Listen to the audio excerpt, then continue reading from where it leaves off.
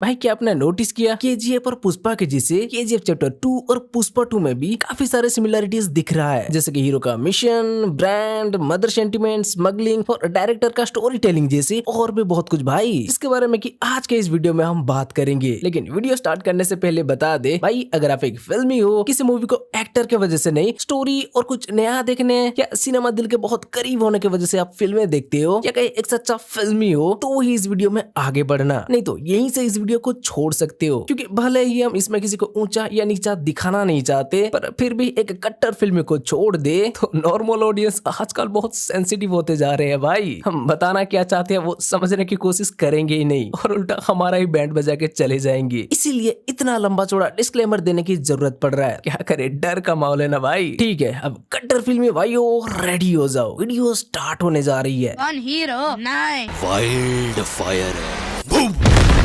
Okay, अब KGF और पुष्पा के ऊपर तो हम पहले ही चर्चा कर चुके हैं। जिसने वो वीडियो अभी तक नहीं देखा, डिस्क्रिप्शन में लिंक है, जाकर देख लेना। तो इसमें हम सिर्फ दोनों के पार्ट 2 के ऊपर ही चर्चा करेंगे और पार्ट 2 आते आते इन दोनों का कैरेक्टर जीरो से हीरो बन चुके हैं। रॉकी को जो चाहिए था वो मिल चुका है और पुष्पा को भी जो चाहिए था वो मिल चुका है। मतलब दोनों एक एक ब्रांड बन चुके हैं। बस फर्क इतना है कि रॉकी अपने ब्रांड का दिखावा नहीं करता, पर पुष्पा अपने ब्रांड का लोगो जहाँ देखो वहीं चिपका ही रहता है। शर्ट से लेकर अपने गाड़ी में, हेलीकॉप्टर में, कुल्हाड़ी में, कंटेनर में और फ्लैग जैसे और भी बहुत से जगहों पर। लेकिन इस वजह से हम पुष्पा को ब्रांड का ढिंडोरा पीट रहा है भी बोल नहीं सकती, क्योंकि इसके पीछे भी एक बड़ा रीजन है। अब देखो, रॉकी को भी ऊपर उठना तो था, लेकिन ब्रांड बनने के बाद उसे रुकना नहीं था। अपनी माँ को किया हुआ प्रॉमिस पूरा करना था, इसीलिए वो ब्रांड का शो ऑफ नहीं करता। लेकिन पुष्पा उसे पूरा नाम की वजह से, खानदान की पहचान की वजह से कई बार बेइज्जत भी होना पड़ता था। इसलिए जब वो ऊपर उठा और एक ब्रांड बना, तो भाई वो लोगों को क्यों नहीं दिखाएगा। वही लोग कल इसका सरनेम पूछकर इसका मजाक उड़ाते थे, तो आज ऊपर उठने के बाद एक ब्रांड बनकर वो उन्हें दिखा रहा है ताकि उनका मुंह से एक शब्द ना निकले। तो ये छोटा सा फर्क का रीजन आप समझ सकते हो। लेकिन ब्रांड बनने के बाद देखना, ये दोनों जो अपने ब्रांड का पावर दिखाते हैं, उसमें भी हमें कई सिमिलरिटी दिख जाता है। जैसे कि केजीएफ का नराची में पहले गरुड़ा राज कर रहा था, तो वो उतना ही सोना निकाल रहा था जितना कि वो पहले से निकालते आ रहा था। और गरुड़ा के बाद जब वहाँ रॉकी राज करने लगा, तो भाई माइनिंग की स्पीड वो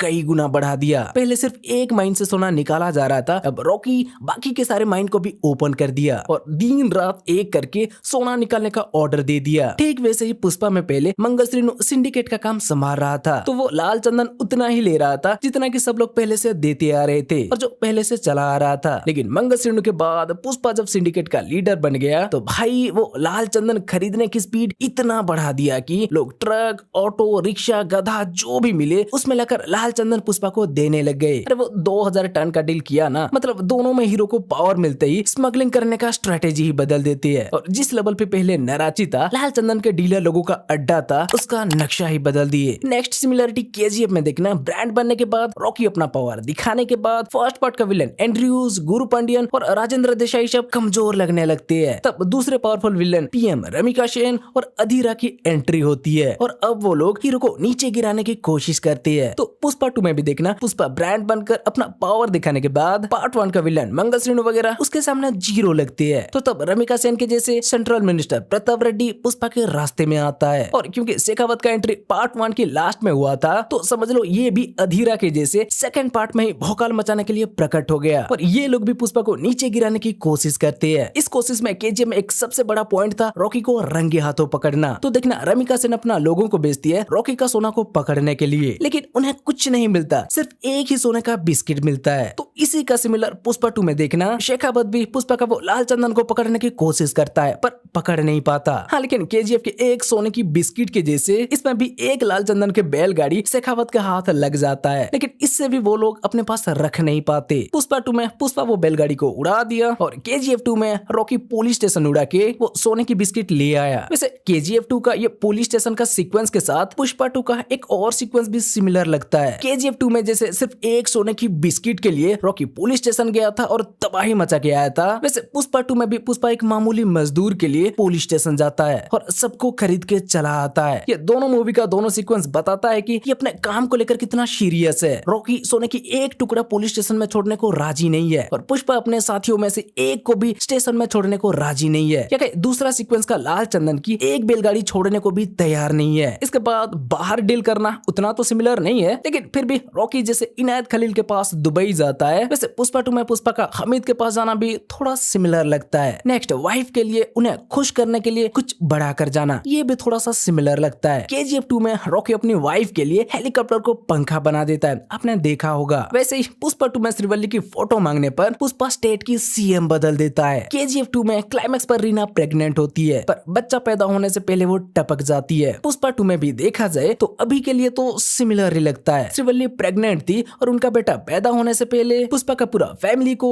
खत्म होते हुए दिखाया गया है। अच्छा, KGF 2 में रॉकी का मकसद क्या था? उसका जिंदगी गरीबी में गुजरा, गरीबी के कारण वो अपना माँ के इलाज नहीं कर पाया, तो वो अपने माँ को पैसों की कमी की वजह से खो दिया था। इसीलिए वो एक दिन पूरे दुनिया में सबसे बड़ा आदमी बनना चाहता था और बहुत सारा सोना लाकर उसके माँ को देना चाहता था। तो देखना, एंडिंग में रॉकी अपना मकसद हासिल कर लेता है और तभी उसका शिप को, उसका साम्राज्य को ब्लास्ट होते हुए दिखाया जाता है। तो इसी का सिमिलर देखना पुष्पा 2 में पुष्पा का मकसद क्या था? मतलब ब्रांड बनना तो था ही, लेकिन बचपन से उसे और उसके माँ को बहुत सुनना पड़ता था। तो मानो पुष्पा को उस ब्रांड से भी ज्यादा सिर्फ अपना मुल्लेटी सरनेम चाहिए था और अपने माँ को उस फैमिली का हिस्सा बनते हुए देखना चाहता था। तो पुष्पा 2 का एंड में भी वो हो जाता है। मुंह आकर माफी मांग लेता है और कार्ड में इनका नाम छपवा के इन्हें अपना बेटे की शादी को भी बुलाता है। मतलब यहाँ पुष्पा भी अपना असली मकसद हासिल कर लिया और तभी किसी ने आकर KGF के जैसे इनका फैमिली को भी बॉम्ब से उड़ा दिया। अच्छा, यहाँ परमिशन देने वाला भी सिमिलर लगता है ना। KGF 2 में एयर स्ट्राइक करने का परमिशन रमिका सेन देती है और यहाँ भी बॉम्ब फोड़ा जाने से पहले वो सेंट्रल मिनिस्टर के पास आता है। ये वो बम उस मंडप में रखने को बोलता है, तब जाके ना वो फोड़ पाता है। तो ये भी उसके जैसा परमिशन ही हुआ ना। मतलब दोनों मूवी में हीरो का असली मकसद मदर सेंटीमेंट से जुड़ा है और वो मिलने के बाद बॉम्ब ब्लास्ट भी काफी सिमिलर लगता है। बाकी डायरेक्टर का स्टोरी टेलिंग स्टाइल तो आपने भी नोटिस किया होगा। KGF 2 में कभी कभी फ्लैशबैक दिखाया जाता था तो कभी कभी फ्यूचर का सीन भी दिखाया जाता है। तो पुष्पा 2 में भी देखना, कुछ सीन फ्लैशबैक का दिखाया जाता है तो वो जापान वाली सीन फ्यूचर का है, जिसका की स्टोरी हमें पार्ट 3 में देखने मिलेगा। एंडिंग एक्सप्लेन वाली वीडियो में हम बात किए थे ना। अब देखो भाई, हम एक फिल्मी है और फिल्मों से जुड़ी बातें आप लोगों के साथ शेयर करना अच्छा लगता है, इसीलिए इसे नोटिस किया तो आप लोगों के साथ शेयर कर दिया। इसके जरिए हम कुछ और साबित करने की कोशिश नहीं कर रहे। ये दोनों मूवी अपने हिसाब से ठीक है, ये दोनों मूवी हमें अच्छा भी लगता है। अब माना कि सिनेमा को लेकर हर किसी का टेस्ट सेम नहीं रहता, लेकिन पुष्पा 2 ऑडियंस को भी तो अच्छा लग रहा है ना भाई, तभी तो ये सारे पैन इंडिया फिल्मों का रिकॉर्ड भी तोड़ रहा है। अब पब्लिक ने उसको ताली बजा बजा के राजा बना डाला है। जब लोगों ने ही मान लिया है तो फिर हम तुम कौन होते हैं? पब्लिक से ऊपर कौन भाई? कोई नहीं, ना कोई क्रिएटर और ना ही एक्टर। उन्हें जो पसंद है वो देखेंगे ही और हम भी उसी पब्लिक में से एक है। तो हाँ, माना कि दोनों मूवी में कुछ सिमिलरिटी है, लेकिन ये दोनों मूवी एंड तक हमें एंटरटेन करती है। बस एंडिंग, क्लाइमैक्स फाइट भी वो भी अच्छा है, बस पुष्पा 2 का एंडिंग हमें थोड़ा ओके लगा। अब इसके लिए भाई हमें तोड़ना मत, ठीक है? तो भाई बस ये था KGF 2 और पुष्पा 2 का सिमिलरिटीज को लेके एक वीडियो। अब जिस किसी ने इन दोनों का पार्ट 1 वाली वीडियो नहीं देखे हो तो डिस्क्रिप्शन में लिंक है, जाकर देख सकते हो। और अगर ये वीडियो अच्छा लगा हो तो भाई वीडियो को लाइक करके अपने दोस्तों के साथ शेयर करो और चैनल को सब्सक्राइब नहीं किया है तो भाई सब्सक्राइब कर दो। चलो फिर मिलते हैं अगले वीडियो में, बाय।